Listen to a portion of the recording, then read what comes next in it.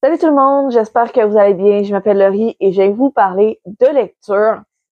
On est rendu au mois de février, mois de la Saint-Valentin, mois de l'amour. Donc, je me suis dit, pourquoi pas faire une vidéo sur des romans d'amour, des romances, parce que c'est un type de livre que j'ai beaucoup dans ma bibliothèque. Et je dirais que je me suis beaucoup diversifiée dans mes lectures dans les 2 dernières années, mais c'est vraiment la romance qui me rapportait l'amour de la lecture durant la pandémie. J'ai eu plusieurs petites vagues de... Au secondaire, je lisais beaucoup. Je me suis arrêtée au cégep, j'ai repris un peu. Quand j'ai été à l'université, euh, j'avais réarrêté. Tu sais, je lisais moins. Puis, ce qui m'a fait justement retrouver mon amour de la lecture, ben c'est justement les livres de romance. Fait que je viens vous en recommander quelques-uns, je viens vous en montrer d'autres que j'aimerais ça lire éventuellement. Peut-être pas ce mois-ci, parce que je me suis fait quand même une bonne pile. Puis, je vous les présente même pas tous, parce que j'en ai beaucoup, beaucoup dans ma bibliothèque. Mais c'est ça, je vais vous parler un peu de romance. Bon, je vais commencer par vous parler de mes recommandations. J'en ai pris plusieurs, quelques-uns. En tout cas, c'est ça. J'en ai quand même, je m'en suis pris une petite pile. Euh, Fait que c'est ça, il y a The Seven Husbands of Evelyn Hugo de Taylor Jenkins Reid que je recommande beaucoup. C'est pas tant de la romance en soi, mais je le rentre quand même dedans parce que, en gros, on suit une journaliste qui se fait demander à aller interviewer Evelyn Hugo, une des grandes stars de Hollywood, et elle comprend pas trop, la journaliste, pourquoi Evelyn la veut elle spécifiquement pour faire l'entrevue. Et justement, Evelyn va commencer à parler de sa vie et de ses euh, sept maris. Et j'ai vraiment aimé l'histoire parce qu'à la fin, il y a un petit twist. On en apprend plus sur qui est son réel amour, c'est qui qu'elle a vraiment aimé. Évidemment, si elle a eu 7 maris, ben, elle les a pas tous aimés de la même façon. Euh, c'est une belle lecture, une belle découverte. Quand je l'ai lu, j'avais un peu peur parce que c'est un des grands livres qui est full populaire sur les réseaux sociaux. Et j'ai toujours peur d'être déçue quand je lis un livre populaire parce que ça m'est déjà arrivé de lire des livres qu'on m'a recommandés. Il y en a un qui me vient en tête, je me rappelle plus même plus du titre, mais genre la couverture déjà de base était super belle. Et mon ami m'avait dit, là, faut que tu le lises, tu vas voir, c'est vraiment bon. Fait que je me suis full hypée à le lire. Puis quand j'ai terminé, je suis comme, ok, je l'ai pas tant aimé. C'est un livre que j'avais beaucoup vu passer aussi sur Bookstagram. Et finalement, c'est pas un livre pour moi. Fait que j'avais un peu peur que ça refasse ça pour ce livre-là et ça n'a pas été le cas. La plume, elle est vraiment belle. Je l'ai vraiment dévorée. J'avais vraiment adoré. Un livre d'une romance LGBT, de Lesbianas Guide to Catholic School. J'aurais pu vous parler de Heartstopper, mais j'ai fait mes apporter pour en parler dans cette vidéo-ci. Mais tout le monde en a déjà entendu parler, tout le monde sait c'est quoi. Et celui-là, je l'ai moins vu passer. Puis justement, ben, je trouve qu'il a le mérite, qu'il devrait mériter une meilleure place dans la sphère livresque. En gros, c'est une jeune femme mexicaine qui va à une école catholique et ben elle est lesbienne, mais elle sait pas trop à qui elle peut le dire parce que là, ben déjà sa famille est pas tant riche, elle se retrouve dans une école de riches, fait que déjà là ça crée comme une imbalance. Vous comprenez ce que je veux dire? Fait que, elle vient d'une famille pauvre et elle va dans une école riche avec son frère. Euh, Elle est mexicaine, alors qu'elle va dans une école américaine, donc plein d'étudiants blancs. Et en plus, ben là, elle va dans une école catholique. et il faudrait qu'elle avoue au monde qu'elle est lesbienne. Fait que on voit plusieurs comme le concept d'intersectionnalité, je trouve qu'il est bien développé dans ce livre-là, justement parce que le personnage, ben, il y a différentes facettes de sa personne qui viennent entrer en jeu dans sa relation avec les autres personnes. Fait que c'est vraiment une bonne lecture que je recommande à tout le monde. Là, bon, les 3 prochains livres, je les montre tous en un parce que ben, c'est une trilogie. La trilogie To All the Boys I've Ever Loved. Bon, là, j'ai le premier qui est la couverture du film, puis la suite qui est l'original, je pense. Mais bref, ça détonne un peu, mais c'est pas grave. Donc, c'est Lara Jean qui va faire un deal avec Peter pour être dans une fausse relation, pour rendre jalouse l'ex à Peter. Puis en même temps, ben, Lara Jean, ça la met sur la map, elle devient un peu plus populaire. Et là, c'est ça. Fait que, tu sais, c'est vraiment une romance pour adolescents. Mais moi, j'ai quand même dévoré, je l'ai adoré. C'est un peu cute, c'est cute. Puis, ben, ce que j'ai trouvé intéressant aussi, c'est, je me rappelle plus de quel pays exactement sa mère elle est, mais c'est une mère asiatique. Puis Lara Jean et ses sœurs ont perdu leur mère. Elle est morte. Et elles ont été élevées par leur père. Fait que, il y a tout cet aspect-là aussi. Le côté familial est très important parce que ben justement, ils ont perdu leur mère. Donc, ce qu'ils ont, c'est les autres pour se souvenir de là-dedans. Puis, il y a aussi le côté de leur culture qui est tout important. Parce que leur père, il est blanc, mais essaie quand même de les soutenir dans la découverte de leur culture, mais de la culture de leur mère. Fait que ça aussi, j'avais trouvé ça cute. C'est vraiment une série que je recommande à tout le monde. Bon, ce livre-là, okay, le Petit Café des Grands Romantiques, c'est en gros, tu sais, sur les sites de rencontres, parfois c'est difficile. C'est difficile en général. Puis justement, il y a Miles et Zoé qui vont travailler un peu comme Cyrano, être les master puppets, donc tirer les fils derrière les comptes des gens, de leurs clients. Leurs clients vont aller les voir pour leur dire j'aimerais ça que tu m'aides. Et dans le fond, via le profil de leurs clients, ils vont se parler. Fait que, dans le fond, Zoé parle à Miles et Miles à Zoé, mais les deux en étant quelqu'un d'autre. Par contre, dans la vraie vie, là, ils se détestent. Puis ils savent pas qu'ils se parlent. Fait en tout cas, c'est vraiment, je l'avais dévoré. Puis en fait, je l'avais demandé en cadeau il y a quelques années à Noël. Parce que au départ, je trouvais la couverture cute. L'histoire était intéressante. Puis mon père, il me l'a acheté. Il me l'avait pas acheté pour un Noël, en fait, mais je l'avais demandé dans une liste de Noël. Il a été noté. Puis il me l'a donné à ma fête suivante. Fait que je trouvais ça cute. Et bon, là, je vais vous parler d'une autre série, mais j'ai juste lu le premier tome et j'aimerais ça la poursuivre. C'est En route vers Nowhere. J'ai aussi le deuxième tome qui est Fausse route et Copilote.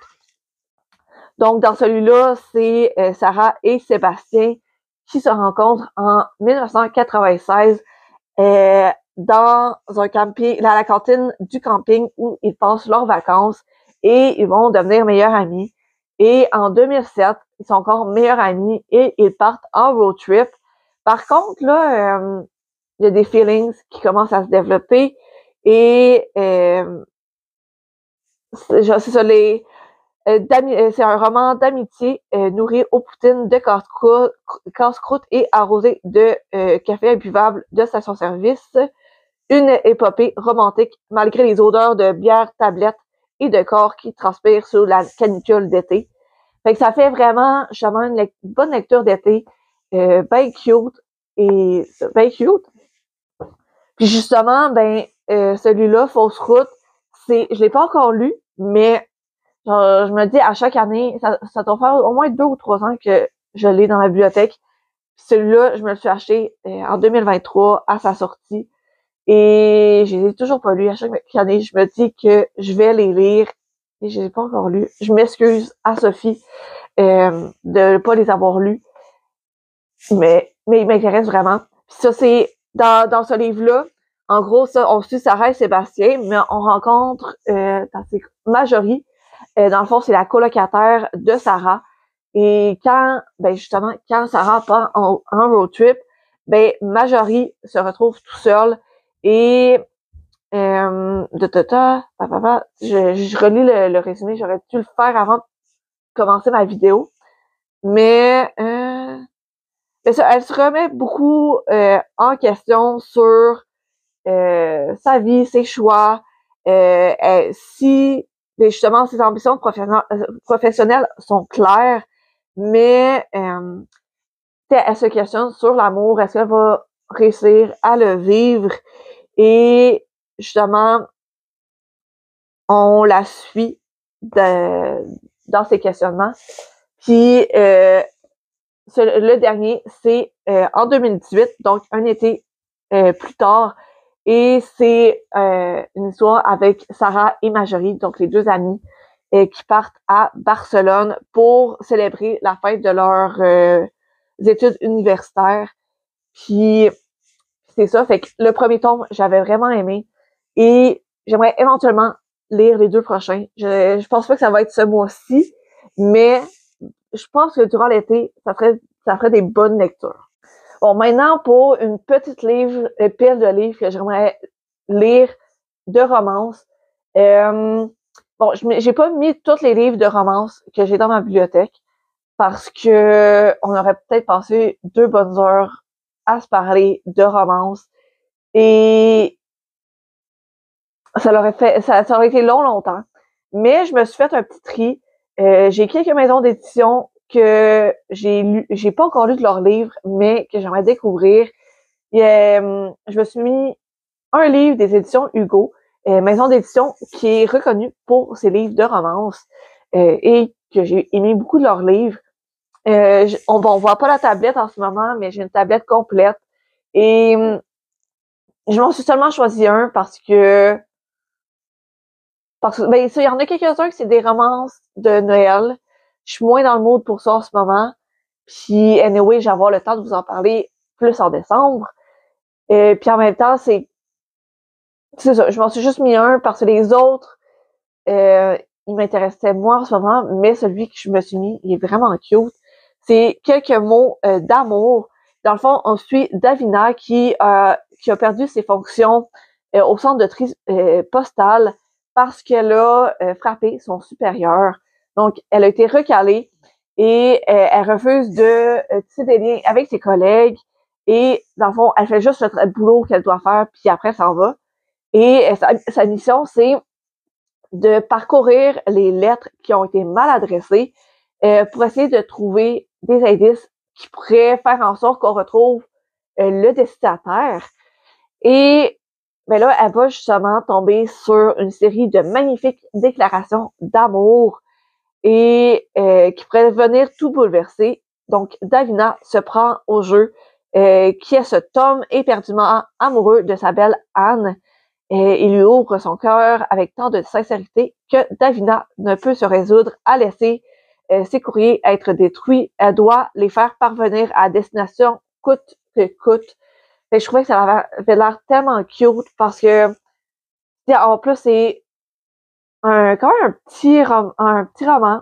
J'essaie de trouver le nombre de pages. 167 pages, donc ça se lit bien.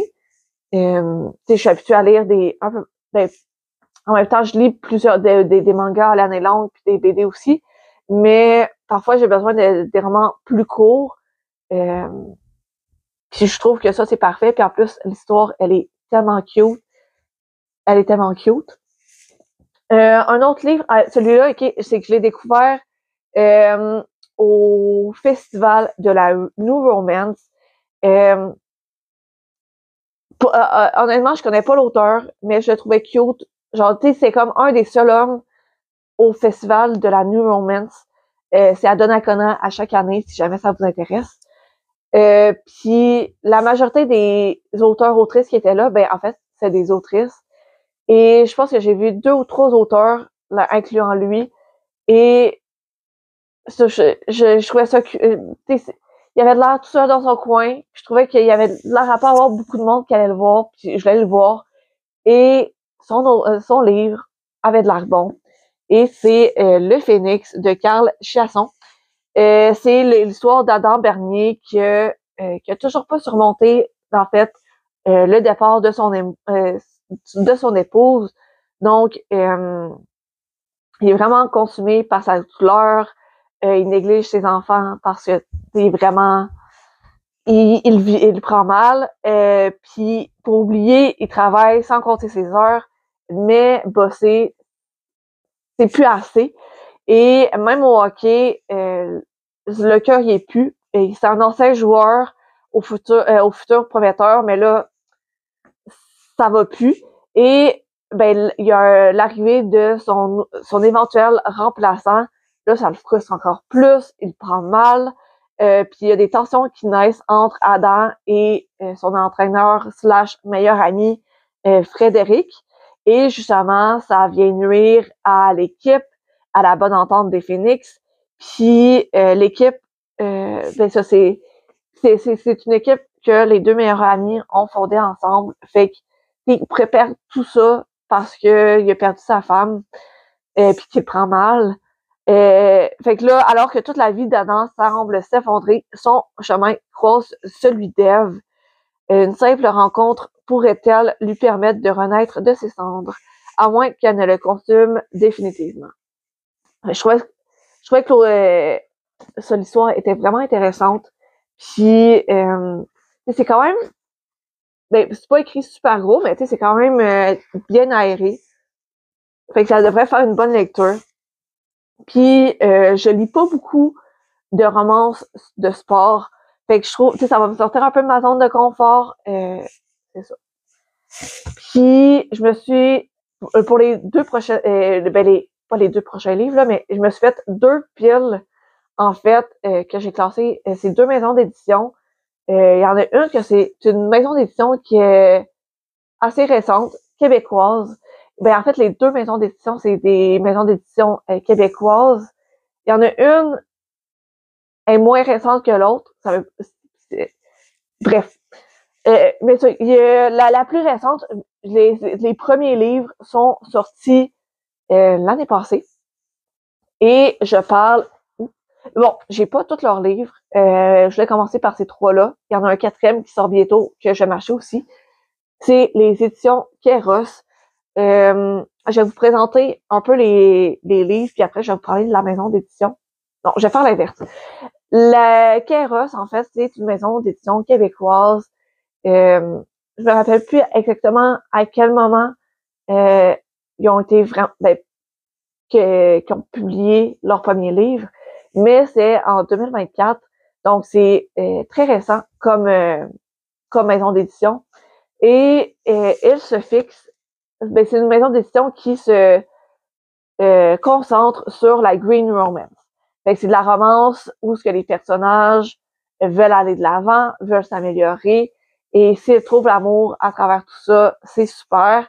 Mais l'important, c'est de se développer et de se concentrer sur soi. Puis je trouve que c'est vraiment cool. Et les 3 livres que j'ai en ce moment, c'est ces 3-là. J'ai Dernier virage, Essai libre de Christine Laramé. C'est l'histoire de Valérie Mercier qui obtient son premier contrat journalistique international et son mandat, c'est de couvrir la Formule 1. Alors, ça l'intéresse aucunement, mais bon, elle s'y fait parce que c'est son premier contrat à l'international, elle veut pas l'échapper. Puis elle va quand même beaucoup voyager et peut-être que la distance ravivera la flamme avec son petit ami David. Ils sont ensemble depuis les dernières années et ses attentes changent brusquement quand elle fait la rencontre du show pilote et de l'équipe des Rouges.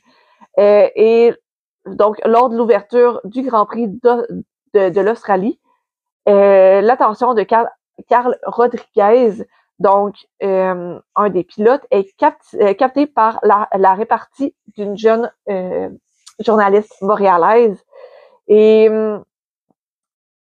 donc, c'est ça.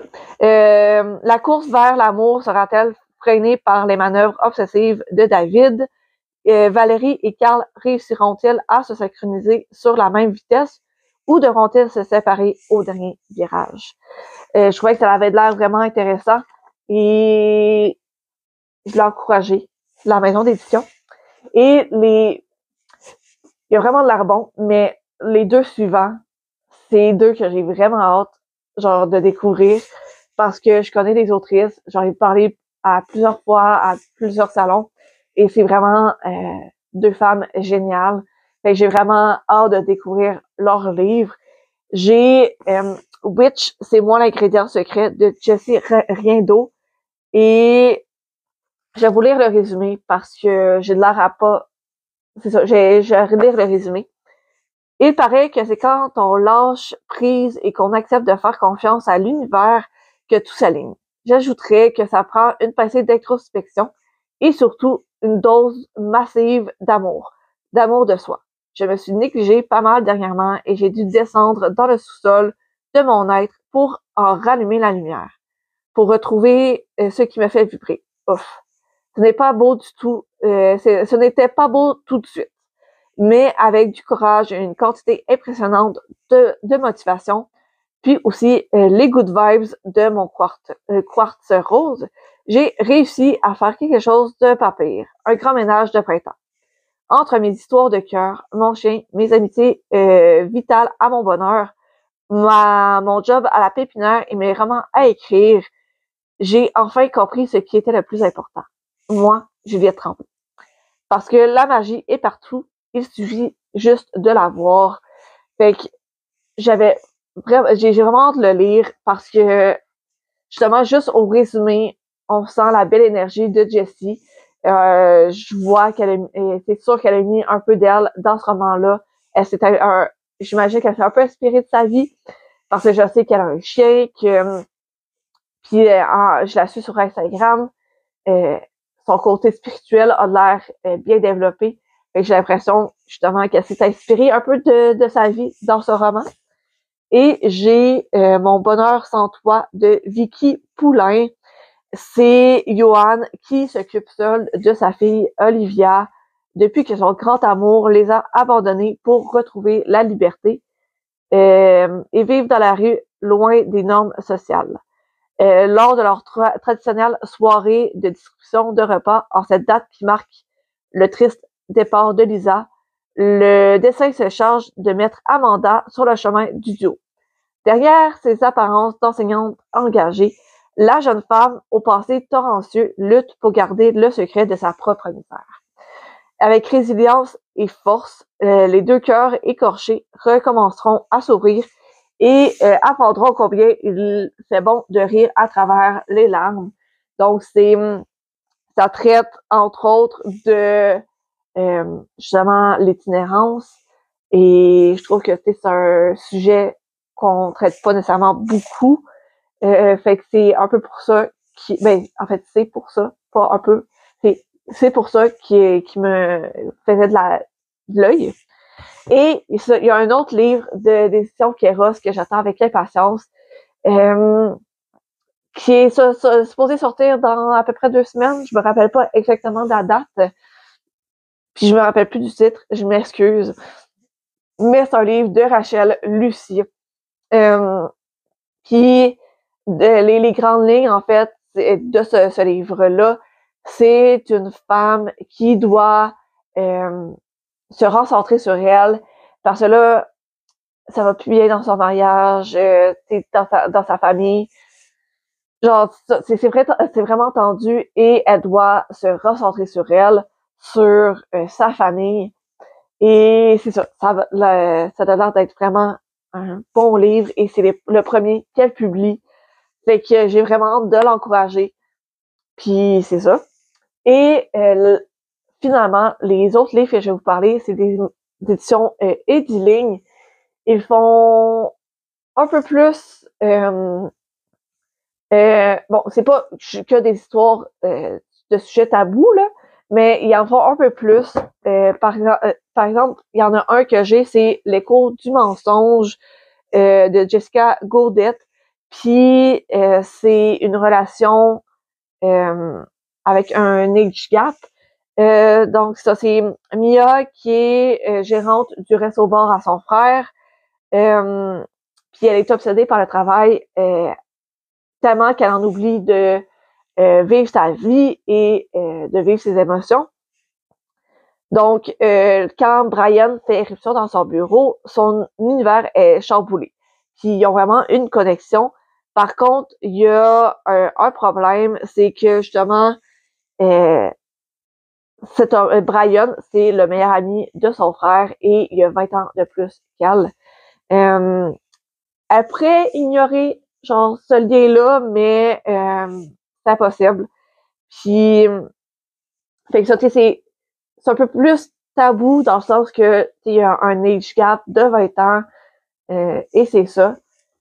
Mais il y a aussi quand même des belles romances cute. Il y a le livre de Myriam Busque que j'ai hâte de lire.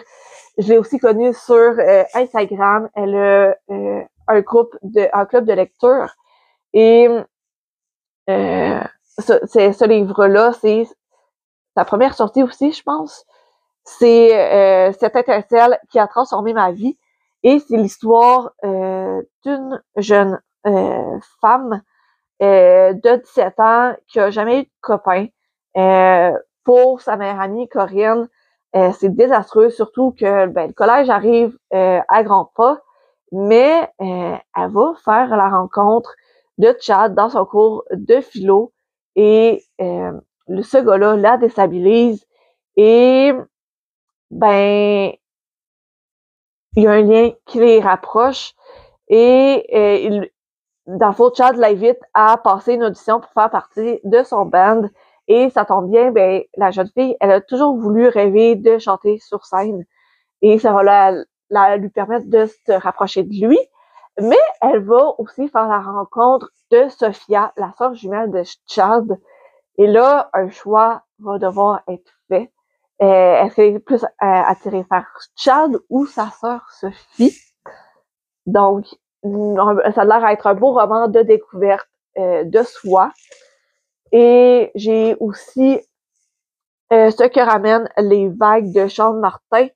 Je vais lire le résumé. Je me rappelle plus tard le résumé. Je me rappelle qui m'avait intéressé. Puis la couverture est tellement belle. Là.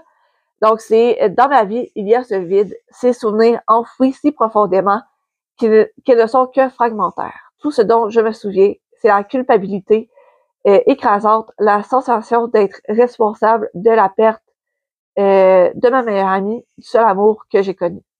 Olivier, ce médecin à l'allure de parfait gentleman, me déteste sans que je comprenne pourquoi. Bien qu'il rende mes journées insupportables, je ressens ce besoin impérieux de me rapprocher de lui. Curieusement, sa présence me fait sentir plus vivante que jamais. Jusqu'à tout récemment, je ne savais pas que ce séduisant docteur était lié à mon passé. Réussira-t-il à franchir les murs solides que j'ai mis en place pour m'éviter de souffrir encore une fois? J'ai vécu dans l'ignorance, puis tout a ressurgi, ce qui a déchiré le voile d'un passé encore plus sombre que je l'avais imaginé. C'est quoi, ça a l'air d'être une belle romance de reconstruction, et c'est ça. Puis, finalement, j'ai aussi le Star d'un souffle de Fanny D. Je l'avais commencé, je l'ai mis sur pause, pas parce que c'est pas bon, mais c'est pas ça que j'avais besoin à ce moment-là. Mais ça a l'air d'être une super belle romance. On suit Janica qui s'est inscrite au Many Glacier Trail, qui est probablement la dernière épreuve que Janica va faire. Dans le fond, elle veut se rapprocher. C'est pour empocher le magot pour rembourser ses dettes. Mais aussi, dans le fond, elle veut s'enfuir des menaces qui visent son fils et elle. Dans le fond, elle veut à tout prix remporter la course pour mettre son fils hors du danger. Et ça va devenir difficile d'essayer de gagner la course quand elle aperçoit son amour de jeunesse. Il est sur le point de la dépasser et pour elle, c'est intolérable. Sa présence l'accable sa présence l'accable de durs souvenirs et fait remonter des sentiments refoulés depuis une éternité. Donc, ça c'est dans un décor grandiose au cœur du Montana. Les deux athlètes se confronteront avec des non-dits et des accusations. Gianni choisira-t-elle de faire face à Denver et au mirage d'un amour passé ou aux conséquences désastreuses d'une deuxième place sur le podium?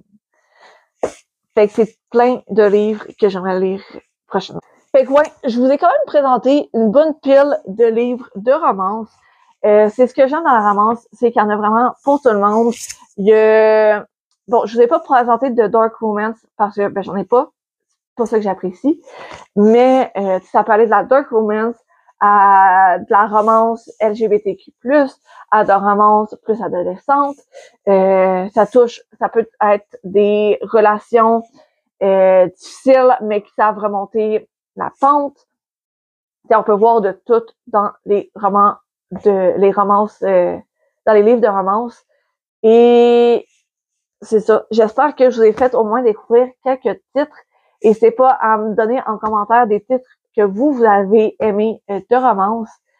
Sinon, n'hésitez pas à vous abonner si ça vous intéresse, de vous liker ma vidéo si vous l'avez aimée, ou encore de laisser un commentaire justement en me donnant des recommandations. Sinon, je vous dis à la prochaine, puis on se retrouve dans la prochaine vidéo. Bye!